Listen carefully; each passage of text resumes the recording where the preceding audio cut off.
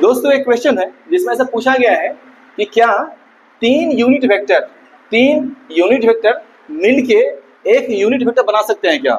आप सोचिए जरा और मुझे बताइए कमेंट में कि आप कर सकते हैं क्या। देखिए हम एक्सप्लेन करते हैं इसको। देखिए मान लीजिए क्या है कि ये एक्स कोऑर्डिनेट है और ये वाई कोऑर्डिनेट है, ठीक है। देखिए यदि मैं यूनिट वेक्टर की बात करूँ तो क्या होता है, उसका मैग्नीट्यूड जो होता है 1 होता है और डायरेक्शन कुछ भी हो सकता है। थीटा पे कोई रेस्ट्रिक्शन नहीं है ना, थीटा जो है फ्री है, 360 कहीं भी आ सकता है।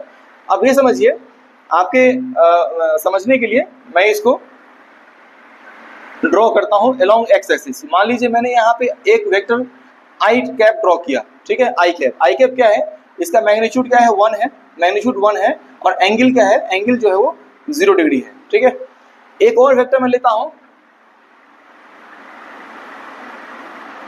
जे कैप, ठीक है। जे कैप क्या है, जे कैप का मैग्नीट्यूड 1 है और एंगल क्या है 90 डिग्री है, ठीक है, 90 डिग्री है। ये मेरा दो वेक्टर प्लॉट हो गया है। एक थर्ड वेक्टर मैं प्लॉट करता हूं माइनस आई कैप, ठीक है, माइनस आई कैप। इसका क्या है, मैग्नीट्यूड 1 है और एंगल क्या है 180 डिग्री है, 180 डिग्री है। तो आप ये देखिए आई कैप और माइनस आई कैप आपस में कैंसिल हो रहे हैं, ठीक है, ये दोनों कैंसिल हो रहे हैं। रिजल्टेंट क्या होगा जे कैप, और जे कैप क्या डायरेक्शन क्या होगा 90 डिग्री। तो ये भी एक यूनिट वेक्टर ही रहेगा रिजल्टेंट। तो मैं कह सकता हूं इन तीनों वेक्टर्स का जो रिजल्टेंट है वो जे कैप होगा, जिसका मैग्नीट्यूड 1 है और एंगल 90 डिग्री है।